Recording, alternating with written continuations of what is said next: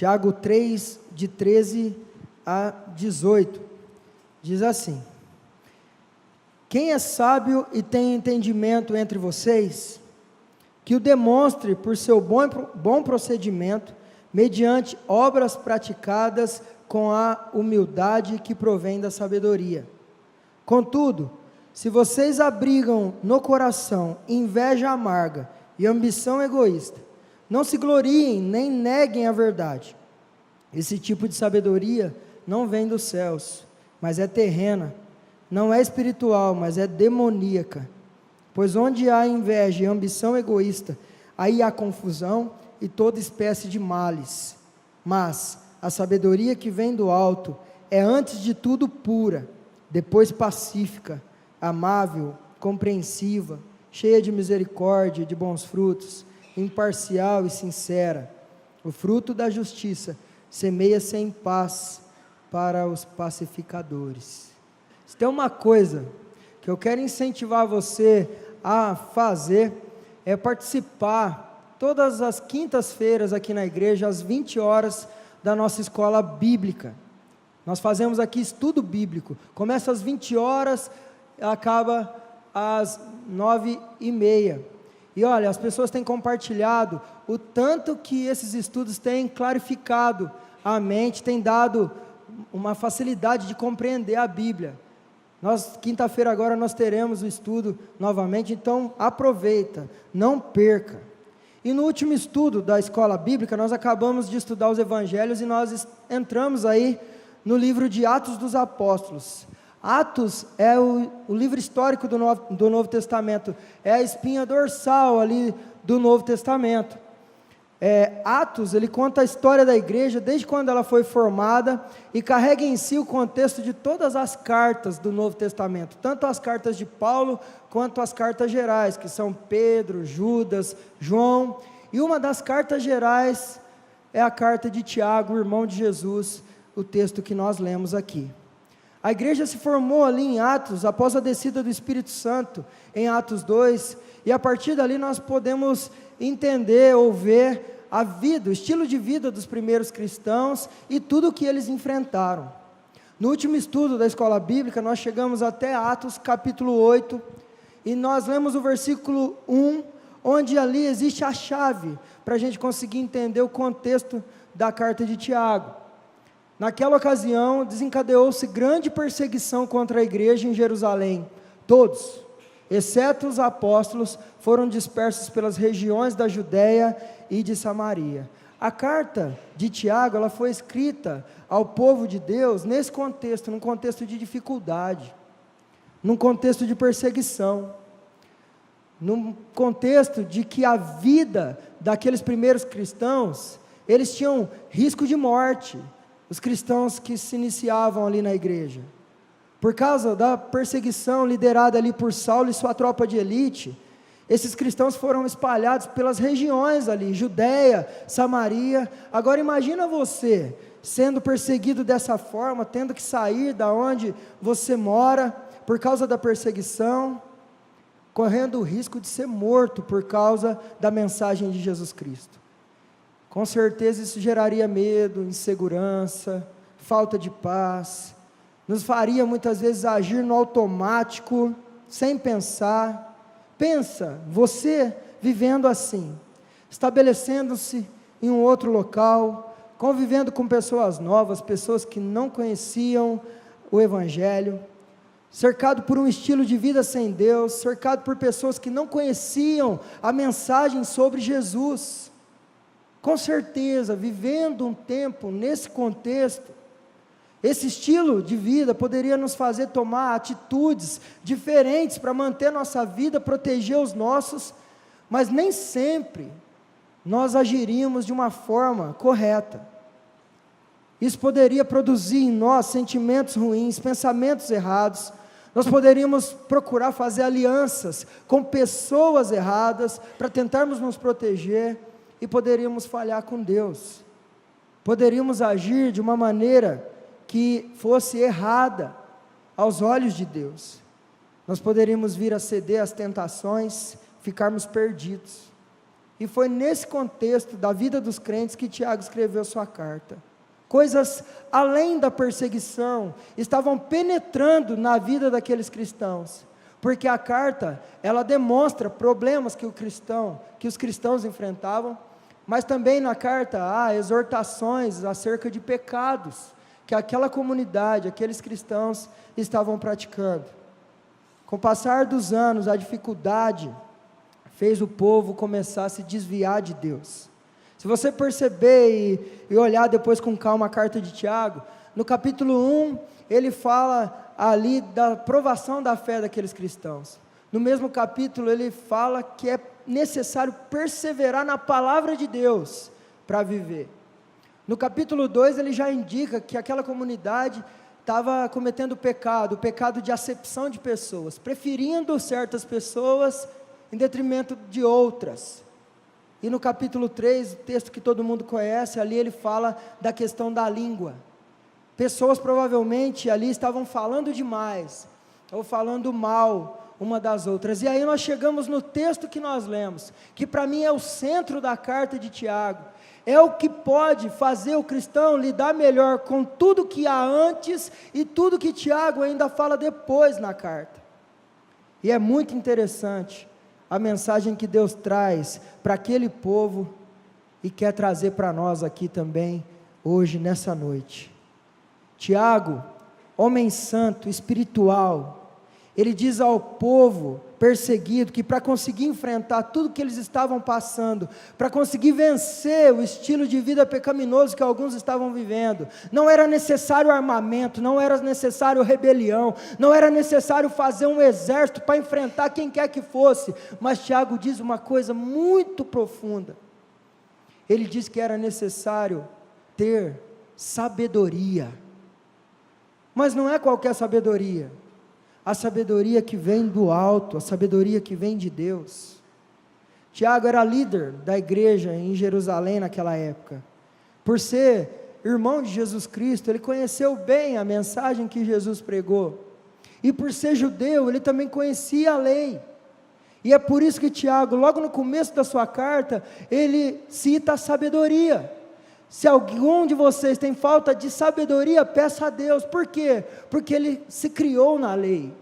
E ele sabia que na lei estava escrito, no Antigo Testamento estava escrito, nos livros de sabedoria, pois o Senhor é quem dá sabedoria, de sua boca procedem o conhecimento e o discernimento. Tiago sabia como a sabedoria que vem do alto era importante para a vida. E naquele momento difícil dos judeus cristãos, era de sabedoria vinda do alto que eles precisavam. E eu quero dizer uma coisa para você: no momento difícil que você enfrenta, ou nos momentos difíceis que você ainda vai vir a enfrentar, ou que nós estamos enfrentando hoje, é de sabedoria do alto que nós precisamos para vencer. Uma sabedoria que não é alcançada somente em coisas terrenas e humanas, mas é uma sabedoria derramada por Deus sobre nós. Você já passou por situações onde te faltou sabedoria para agir? Você já agiu errado por falta de sabedoria? Você já deixou de aproveitar mais o que você tinha por falta de sabedoria? Você já perdeu coisas ou pessoas por falta de sabedoria? Nós vamos falar um pouco mais sobre a sabedoria do alto que nós precisamos para enfrentar as dificuldades da vida e vencer também o pecado no nosso estilo de vida. Nós vamos meditar no tema sabedoria que vem de Deus. E o primeiro ponto que eu quero destacar para vocês e com vocês é que a sabedoria que vem de Deus para nós, ela vem pela fé. Essa é uma verdade que nós já apontamos aqui e é afirmada no início da carta de Tiago. Se algum de vocês tem falta de sabedoria, peça a Deus, que a todos dá livremente, de boa vontade, lhe será concedida. Peça, porém, com fé, sem duvidar, pois aquele que duvida é semelhante à onda do mar, levada e agitada pelo vento. Muitas vezes nós erramos, porque nós vacilamos na fé, e a sabedoria, segundo a palavra, ela vem pela fé. A falta de sabedoria que vem do alto para nós, ela muitas vezes falta, porque nossa fé é abalada diante das dificuldades e dos problemas que nós temos aqui, fisicamente falando. Nós não conseguimos focar em Deus, então nós agimos com um foco nas coisas terrenas. Perdemos o foco no que é sobrenatural e começamos a olhar só o natural. Quantas vezes diante das dificuldades nós ficamos como as ondas do mar, agitadas pelo vento, indo para lá e para cá e se arrebentando na praia e trazendo para a nossa vida? Quantas vezes ficamos indo para lá e para cá e batendo a cabeça, sem saber como agir? Nesses momentos, ao invés de agir ou sair agindo de qualquer maneira, a Bíblia fala de uma atitude que nós precisamos ter para que a sabedoria venha. Nós precisamos pedir. Peça a Deus, peça, porém, com fé. Nós temos que pedir a sabedoria para aquele que é a fonte de toda a sabedoria, Deus. E sabe como que é pedir? Lá vem o pastor falar de novo de oração, mas pedir em oração, clamando a Deus, suplicando a Deus, de joelhos no chão. Esse homem Tiago, o irmão de Jesus, ele era conhecido como Tiago o Justo, e historiadores dizem que os joelhos de Tiago eram tão calejados, que pareciam joelhos de camelo, por causa da sua vida de oração. E uma verdade para nós hoje é que nós não temos mais direção de Deus, porque nós pedimos pouco, e às vezes nós nem pedimos.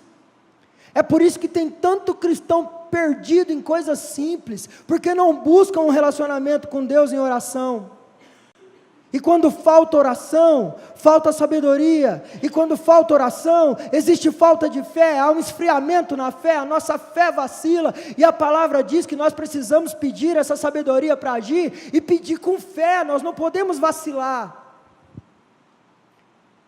Nós temos que pedir com fé, porque se não for assim, se houver dúvidas na nossa mente, se não houver a fé quando pedimos sabedoria para Deus, a palavra diz que Deus não vai dar. Não pense que tal homem que vacila na fé, pode receber alguma coisa do Senhor. Então, amados, uma fé verdadeira, ela tem a sua base na pessoa de Deus, porque Deus é aquele que pode fazer o impossível acontecer.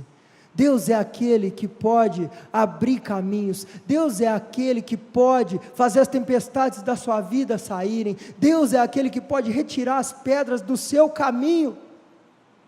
Porém, se nós duvidarmos que o nosso Deus é assim, nós vamos continuar batendo a cabeça, nós vamos continuar não sabendo como agir diante dos obstáculos, porque vai nos faltar a fé. Nós não podemos duvidar que Deus nos mostrará o caminho quando nós precisarmos. E aí eu pergunto algo para você: você quer mais sabedoria para a sua vida? Você quer mais sabedoria para a sua vida? Busque a Deus. O temor do Senhor é o princípio da sabedoria.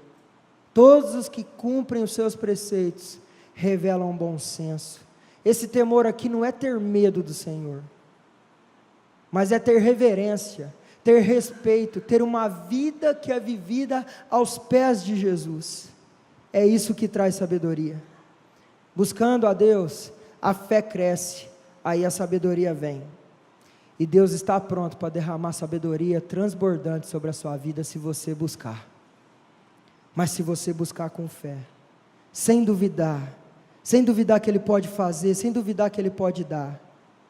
E aí, quando você se deparar com situações difíceis na vida, você vai saber como agir, porque Deus vai te falar como agir, e essas coisas as coisas vão começar a dar mais certo para você. Então, quem tem falta de sabedoria, peça a Deus, e lhe será concedida, porém peça com fé, sem duvidar.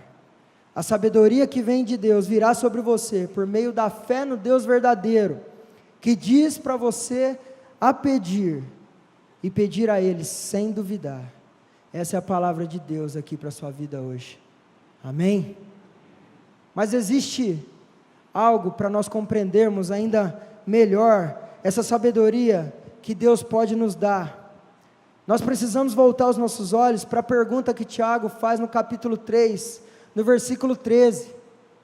Quem é sábio e tem entendimento entre vocês? Essa é uma pergunta feita para nós aqui hoje também. Tiago, com certeza, ele expressa nesse texto que ali naquela comunidade poderiam ter pessoas pensando que eles estavam cheios da sabedoria de Deus, mas eles estavam de fato cheios da própria sabedoria, cheios da inteligência humana. É por isso que Tiago coloca a sabedoria dessas pessoas à prova. E como que ele faz isso? Quando ele vai construindo a resposta para essa pergunta no texto. Quem é sábio e tem entendimento entre vocês?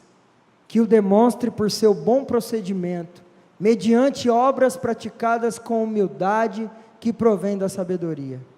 E esse texto nos leva a um segundo ponto, que além da sabedoria que vem de Deus, ela vir pela fé, ela também é demonstrada na conduta.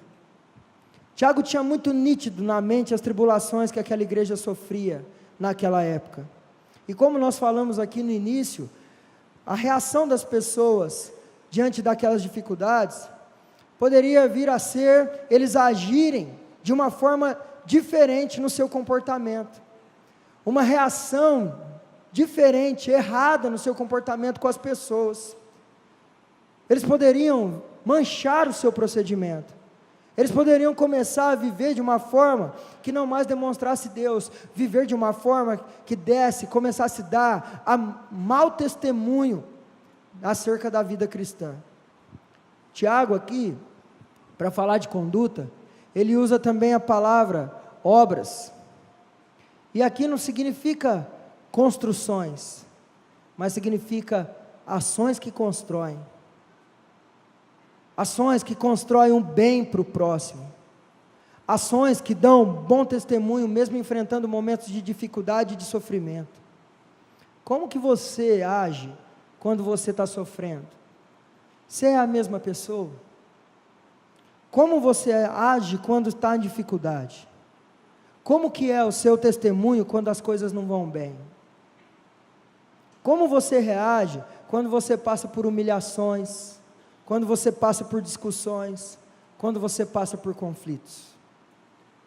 Tiago, ele exorta os que se dizem sábios a mostrarem que são sábios realmente por meio da humildade.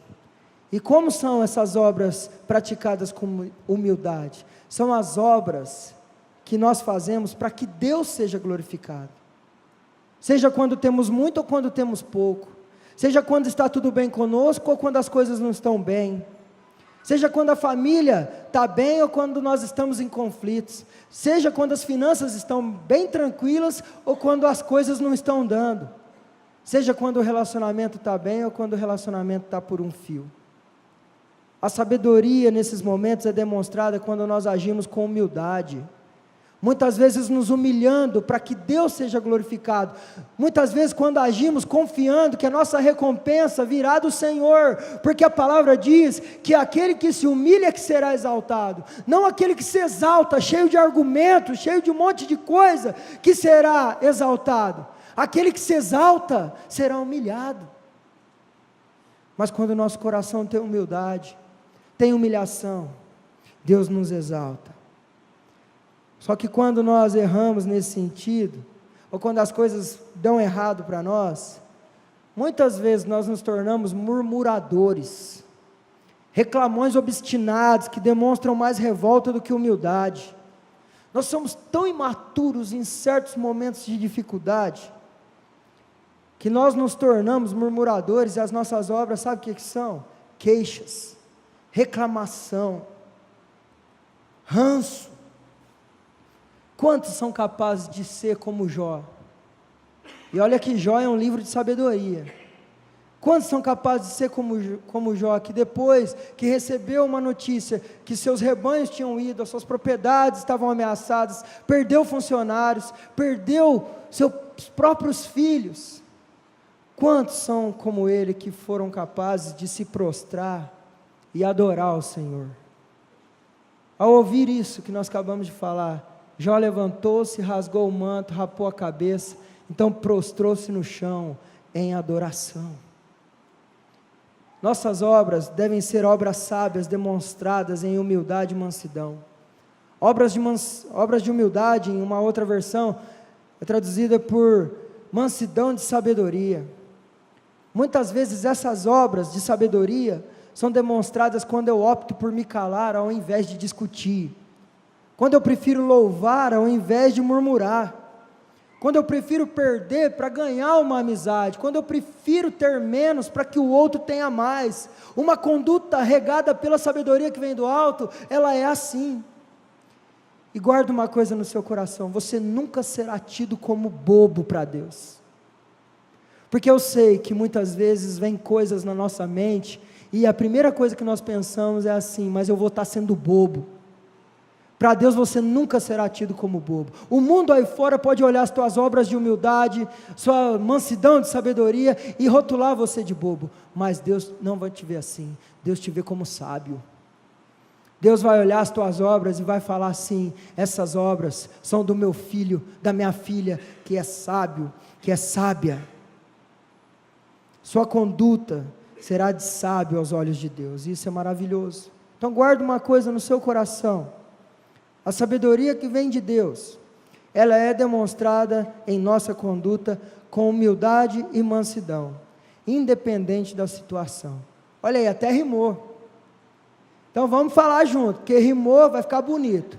Então, minhas obras, vamos lá, de sabedoria, serão demonstradas com humildade e mansidão, independente da situação. Guarda isso no teu coração. Amém? E Tiago ainda mantém essa pergunta para nós, uma pergunta que não quer calar. Quem é sábio e tem entendimento entre vocês? Mexe com a gente essa pergunta. E Tiago continua a respondê-la nos versículos seguintes: contudo, se vocês abrigam no coração inveja amarga, ambição egoísta, não se gloriem disso, nem neguem a verdade. Esse tipo de sabedoria não vem do céu, mas é terrena, não é espiritual, é demoníaca.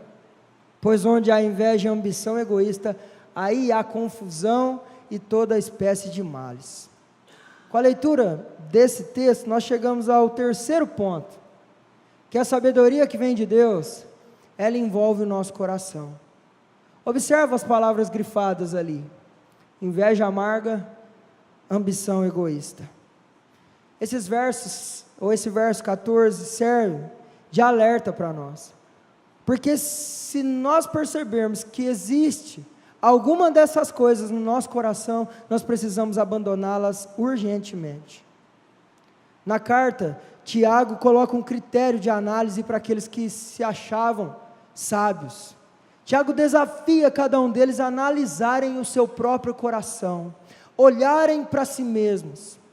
E esses sentimentos do versículo 14, se existirem no coração de qualquer pessoa, pode ter certeza que não vão produzir obras de sabedoria, mas produzirá só confusão e toda espécie de mal. Vai prejudicar a pessoa por dentro e vai prejudicar a pessoa por fora, ao redor dela. E é muito fácil, humanamente falando, essas coisas entrarem no nosso coração. Basta um conflito com uma pessoa, basta uma crítica no momento que você não está bem. O pior, basta alguém ser melhor do que nós em algo. Para essas coisas entrarem no coração, basta alguém fazer um trabalho bem feito e ser elogiado na sua frente. Pode gerar tudo isso. Inveja amarga. Esse é o primeiro sentimento que Tiago indica aqui. E ele dá um adjetivo, vê ali para a inveja, chama ela de amarga. É um sentimento que me faz olhar para o outro, ter inveja da vida do outro, do jeito do outro, das conquistas do outro, da maneira que as pessoas veem o outro, e isso produz algo negativo dentro do meu coração, eu fico amargurando aquilo. É um sentimento que me faz olhar para o que não é bom em mim, ou não está bom em mim, e olhar apenas para o que é bom no outro, e que eu não possuo. Só que aquilo poderia me fazer, me impulsionar, buscar melhorar de vida, mas aquilo não me motiva a ser melhor, mas eu quero que o outro perca o que ele tem de melhor. E daí eu armazeno isso no coração, e eu fico amargurando isso na minha vida. E esse sentimento começa a trazer competição todo o tempo, faz com que nos tornemos rivais de pessoas próximas ou pessoas distantes, e aos poucos eu começo a me tornar rival de Deus. Para entender melhor esse tipo de sentimento, nós vamos olhar um texto que é relacionado a Davi e Saul. Naquele episódio que o gigantão lá, Golias, desafia todo o exército de Israel, ninguém enfrentava o gigante, ficava lá com o joelho tremendo, aí chegou um franzininho lá, pastor de ovelha, vai lá, encara o gigante, dá uma pedrada no gigante, corta a cabeça do gigante, e depois todo mundo vai embora. E nesse momento que eles estavam voltando, quando os soldados voltavam para casa, depois de Davi ter matado o filisteu, as mulheres saíram de todas as cidades de Israel ao encontro do rei Saul, com cânticos e danças, com tamborins, com música alegre e instrumentos de 3 cordas. Enquanto dançavam, as mulheres cantavam: Saul matou milhares, e Davi dezenas de milhares. Saul ficou muito irritado com esse refrão, e aborrecido disse: atribuíram a Davi dezenas de milhares, mas a mim apenas milhares. O que mais lhe falta senão o reino? Daí em diante Saul olhava com inveja para Davi. Esse é o sentimento de inveja amarga. Davi tinha feito algo bom para Saul, para o reino, mas esse sentimento, ele prejudica tanto a pessoa nela mesma, ela fica amargurando a vida, por causa do que o outro fez muitas vezes, sem o outro ter feito nada para prejudicar ela, mas ela está se amargurando, está prejudicando a si mesma. Aí eu te pergunto, há sabedoria de Deus nisso? Não, mas há sabedoria terrena. Outro sentimento que Tiago fala aqui, é sobre a ambição. Ambição é até algo bom, é aquilo que faz a gente buscar, a gente querer crescer. Só que para a gente não confundir o que Tiago está falando, ele mesmo rotula a ambição aqui, de ambição egoísta. É a pessoa que deseja só para si, ela não consegue dividir. Quando nós carregamos um sentimento assim dentro do coração, nós demonstramos sabedoria para o mundo, mas nós demonstramos insensatez para Deus. Naquele contexto ali que Tiago escreveu, era como se alguém daquela comunidade melhorasse, tivesse a chance de melhorar, mas a pessoa, vendo todo mundo com dificuldade, ela não daria a chance para ninguém ir com ela e melhorar junto. Ela queria melhorar só ela, guardava só para si, ambição egoísta, pensava só em si, e armazenava ainda no coração, aquele pensamento de que ela estava melhorando, porque ela era boa demais. Ela perseverou e melhorou, ela subiu de vida, ela é isso, ela é aquilo, merecia tudo para si. A ambição egoísta, ela não reparte, ela enxerga apenas uma parte, a si próprio. E sabe o que torna a ambição egoísta mais terrível? A verdade de que quem carrega esse sentimento dentro de si, faz tudo, passa por cima de quem quer que for, usa qualquer meio para atingir seus próprios objetivos.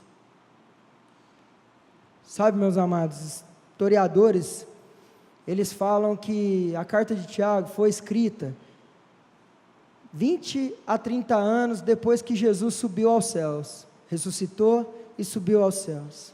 Agora, olha como era o estilo de vida dos cristãos em seguida a Jesus subir aos céus.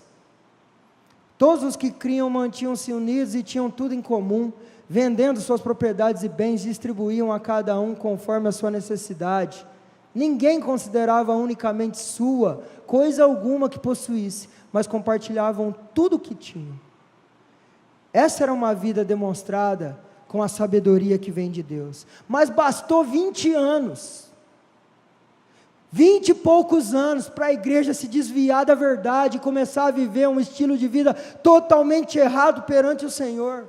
Nós precisamos tomar cuidado com isso também, principalmente com esses sentimentos, principalmente nós que já temos um tempo de igreja. Passam-se os anos e nós começamos a ter ambição egoísta no nosso coração. Sabe o que significa esse sentimento de ambição egoísta? Sentimento faccioso.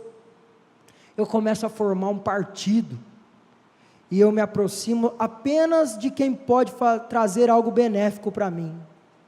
Mas olha o que Tiago diz: onde há inveja e ambição egoísta, aí há confusão e toda espécie de males. Essas coisas contaminam tudo ao redor da vida da pessoa, provoca todo tipo de mal, e demonstram muita insensatez, porque a pessoa está destruindo a si mesma e pensa que está fazendo bem. Aí eu te pergunto novamente: há sabedoria de Deus nisso? Não, mas há sabedoria terrena.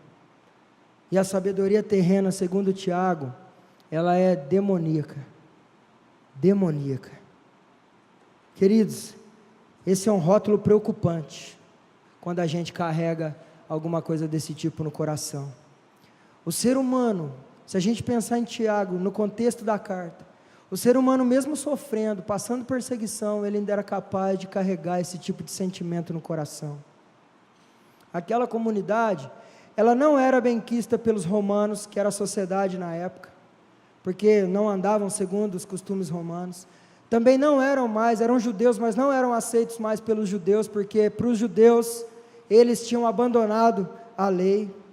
Então guarda isso no teu coração. Muito provavelmente, esses tipos de sentimento que Tiago fala aqui, estavam sendo demonstrados pelos cristãos dentro da igreja ou dentro dos seus lares, porque eles não tinham vida social. E são lugares que, se você prestar atenção nessa palavra, são os lugares que Satanás investe mais em destruir a igreja e dentro dos nossos lares. Nós precisamos tomar cuidado, nós precisamos olhar para dentro de nós mesmos com sinceridade. Pensa um pouco como tem sido, o que você tem sentido em relação aos dentro da sua casa, aos de dentro da sua casa. Pensa no que você sente pelas pessoas próximas de você. Pensa um pouco no que você tem desejado e em como você tem desejado. E pensa por que você tem se aproximado das pessoas que você se aproximou até hoje. Deus te fez um cristão para você buscar a sabedoria dele para a sua vida. E se você identificar algum desses sentimentos dentro da tua vida, nos teus relacionamentos, na sua vida na igreja, no seu trabalho, não há sabedoria. Então você precisa mudar. E sinceramente, você precisa pedir para Deus a mudança. Você precisa buscar em Deus forças para exterminar esse tipo de sentimento do teu coração, para que assim a sabedoria de Deus seja derramada sobre a sua vida. E Ele dará sabedoria a quem o pedir. Pedir sem duvidar, como nós falamos aqui, porque Ele prometeu. Então cuida do seu coração. O último ponto, para nós encerrarmos, é que a sabedoria que vem de Deus, além dela vir pela fé, ser demonstrada na conduta, incluir o nosso coração, ela também está em Cristo Jesus. Tiago, ele ensina ali os componentes da sabedoria que vem de Deus, sabedoria que vem do alto. A sabedoria que vem do alto é, antes de tudo, pura, pacífica, amável, compreensiva, cheia de misericórdia, de bons frutos, imparcial, sincera. O fruto da justiça semeia-se em paz para os pacificadores. A sabedoria de Deus, quando ela é dada ao cristão, ela não provoca ou produz confusão, nem tipos de males, mas ela produz bons frutos.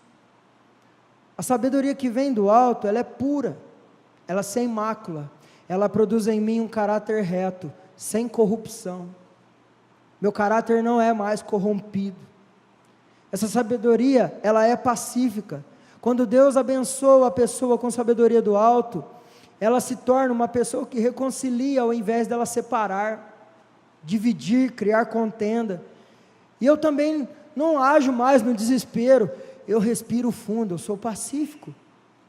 E eu busco em Deus antes de reagir, gritando, explodindo, indo para cima das pessoas. A sabedoria do alto, ela é amável. Quando Deus me abençoa com essa sabedoria, eu consigo ter mais consideração pelas outras pessoas, falar com mais sensibilidade, agir com mais sensibilidade. A sabedoria que vem do alto, ela é compreensiva. Quando Deus derrama em mim essa sabedoria, eu sou capaz de ouvir mais e com isso ser mais paciente com aqueles que erram. A sabedoria de Deus, ela é cheia de misericórdia. Quando eu possuo essa sabedoria, eu consigo olhar com mais amor para as pessoas. A sabedoria que vem do alto, ela é imparcial. Quando essa sabedoria está em mim, eu começo a procurar a verdade. Independente do lado que a verdade esteja, é para lá que eu vou. Eu consigo agir sem interesses próprios, sem distorcer a verdade. E a sabedoria do alto, ela é sincera. Quando Deus me abençoa com ela, eu não consigo ser mais falso. E guarda uma coisa no seu coração: eu não apoio mais a falsidade. Aonde a falsidade estiver, eu não participo, eu não apoio. Essas são as características da sabedoria que o cristão pode receber de Deus se buscar. Agora eu quero que você responda: quem carregou na sua própria vida todas essas coisas que nós falamos aqui da sabedoria?